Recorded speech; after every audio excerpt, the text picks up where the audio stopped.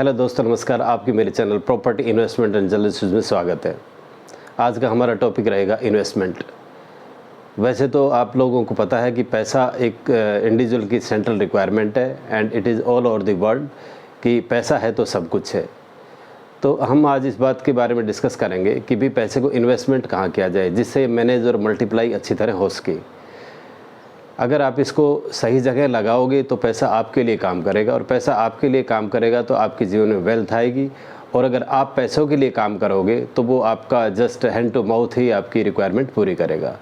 तो आप इस चीज़ को समझिए कि पैसे को कहाँ पे हम लगाएं, कहाँ पे हम इन्वेस्ट करें, सो दैट ये एक तरह से अच्छी तरह मैनेज हो और मल्टीप्लाई हो और एक अच्छी वेल्थ क्रिएट की जा सके। अर्निंग हम सभी करते हैं, किसी की कम अर्निंग है, किसी की ज़्यादा अर्निंग है। उस अर्निंग के हिसाब से हमारी सेविंग होती है, और उस सेविंग जितनी हमारी सेविंग है उसी से हम इस चीज़ का अंदाज़ा लगाते हैं कि हमें कहाँ इन्वेस्टमेंट करना चाहिए। अगर हम पहले के टाइम में जाएं तो उस टाइम एक तरह से बैंकिंग और इस तरह की अदर इन्वेस्टमेंट की कोई सुविधा नहीं होती थी। तो क्या है कि वो पैसा अकुमुलेट करके और लोग घरों में ही रखते थे। वो अलग अलग जगह छुपाते थे, कभी भाई अपने किसी कमरे में मटके में डाल दिए या कभी कहीं डाल दिए, फिर वो भूल जाते थे। बट आज ऐसा एनवायरनमेंट नहीं है, और आज मैं आपको इन्वेस्टमेंट के नए नए तरीके बताऊंगा। तो सबसे पहले हम एक टॉप के हिसाब से चलते हैं। सबसे ऊपर है कि बिटकॉइन में इन्वेस्टमेंट करना।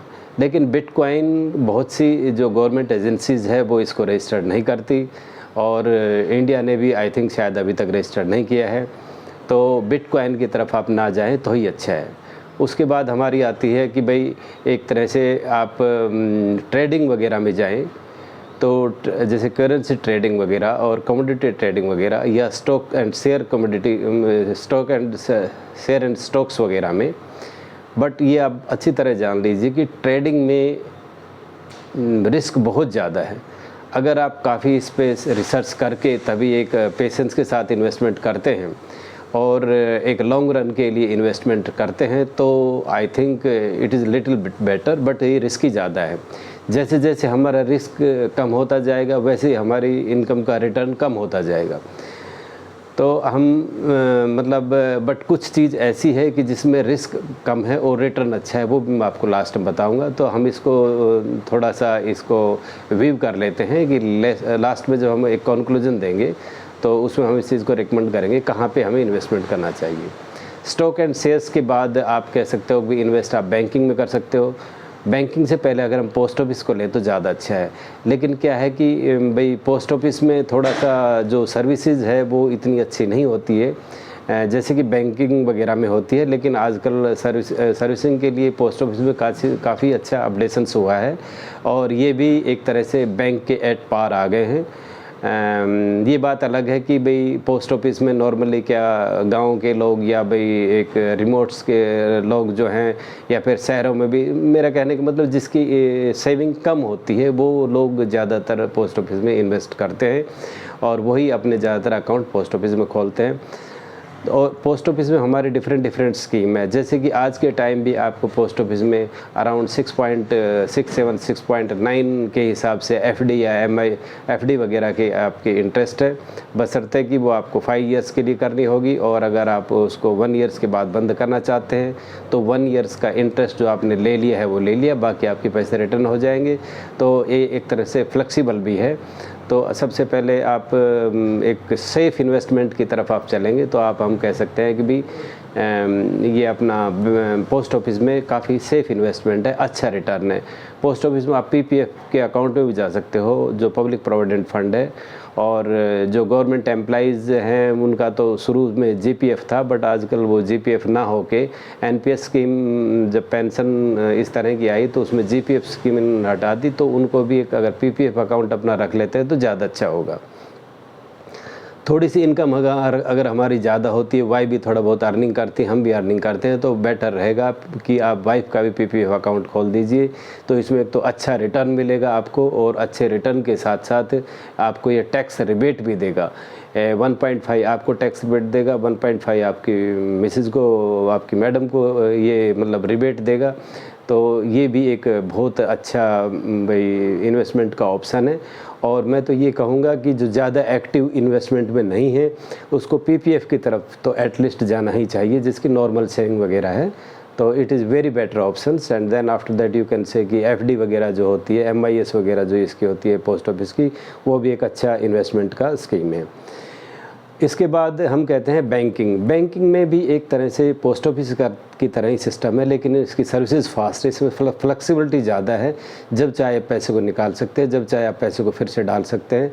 तो फ्लेक्सिबिलिटी ज़्यादा होने के लिए बैंकिंग में इन्वेस्टमेंट करना भी वो भी एक अच्छी बात है। और ज़्यादातर लोग बैंकिंग में ही इन्वेस्टमेंट करते हैं। बट प्रॉब्लम इसमें ये है कि भाई बैंकिंग का एफडी जो आज कल का इंटरेस्ट रेट चल रहा है वो 5% ही है, और 5% से ज़्यादा तो हमारा इन्फ्लेशन ही होता है। 8.5 के आसपास तो हमारा इन्फ्लेशन होता है। तो ये इन्फ्लेशन में से जब हम अपने इस बैंक इंटरेस्ट को माइनस करेंगे तो आप ये कह सकते हैं कि पैसे की वैल्यू 3% के हिसाब से आपकी डाउन जा रही है। आप एक बात मैं और भी कहना चाहूँगा इन बिटवीन, सो दैट आप अच्छी तरह अंडरस्टैंड कर सको। आप खूब हिसाब लगा लेना, जो स्पेशली सैलरी का सिस्टम है तो एवरी 20 ईयर्स में एवरी इंडिविजुअल की सैलरी डबल हो जाती है।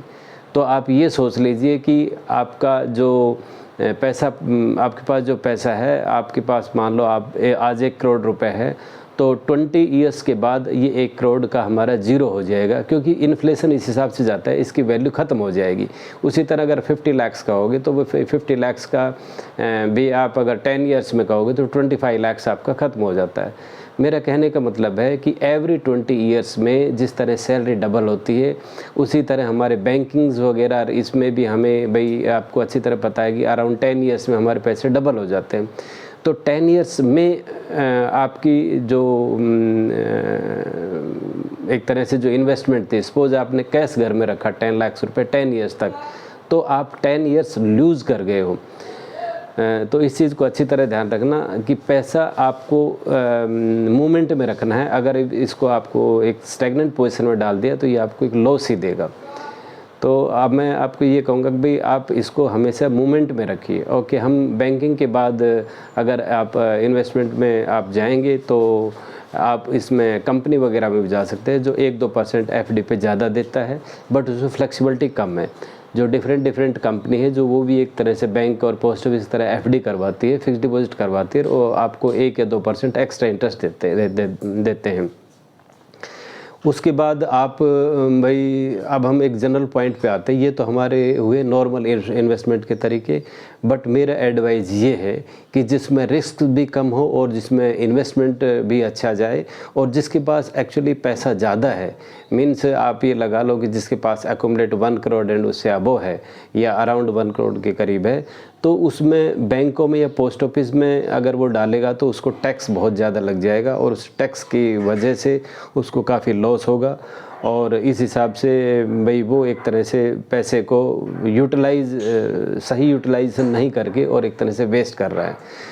तो इसके लिए सबसे बेटर हमारे पास ऑप्शन यही है कि इसको आप लैंड में इन्वेस्टमेंट कीजिए। लैंड में भी इन्वेस्टमेंट अगर भाई किसी तरह से आपको एक रेगुलराइज, यानी कि जिसका लैंड यूज़ एक तरह से रेजिडेंशियल है, उसी में इन्वेस्टमेंट कीजिए, चाहे प्लॉट में किए या फ्लैट में किए, जहाँ भी आपका मन लगे उसमें आप इन्वेस्टमेंट करिए। लेकिन क्या है कि जो थोड़े जिसके इनकम के सोर्सेज कम हैं, तो वो जो एक रेजिडेंशियल जिसका स्टेटस है, जो वेल अप्रूव्ड है, उसकी तरफ नहीं जा सकते, बिकॉज वो पैसा उनके लिए बहुत ज़्यादा हो जाता है। तो उनके लिए यही ऑप्शन है कि वो एक अपना छोटा लैंड पार्सल खरीदिए, भाई चाहे गांव वगैरह में भाई खेत वगैरह खरीदिए, या भाई प्लॉट वगैरह छोटे टाउन में लीजिए। लेकिन अगर छोटे टाउन में प्लॉट लेते हैं तो आप एक अच्छी तरह ध्यान रखिए कि प्लॉट जो आपके प्लॉट के सामने का जो रास्ता है उसका विड्थ कम से कम भी 30 फीट होना चाहिए, अदरवाइज़ 25 फीट से तो कम नहीं होना चाहिए। क्योंकि आजकल हर किसी के पास व्हीकल है, 4 व्हीलर है, और आगे जब सभी मकान बन जाते हैं तो वो इतना ज़्यादा कंजस्टेड हो जाता है कि उसको लेफ़्ट आउट करना पड़ता है, वो एक लॉस का कारण बन जाता है। तो बेटर यही है कि आप अच्छी तरह सोच समझ के इन्वेस्टमेंट कीजिए। तो आज का मेरा यही वीडियो था। आई थिंक मैं कुछ क्लैरिफिकेशन दे पाया। और भी कोई आपके डाउट हो तो प्लीज़ काइंडली व्हाट्सएप मी, और it is a request that kindly subscribe it, like it, and thank you very much. Thank you.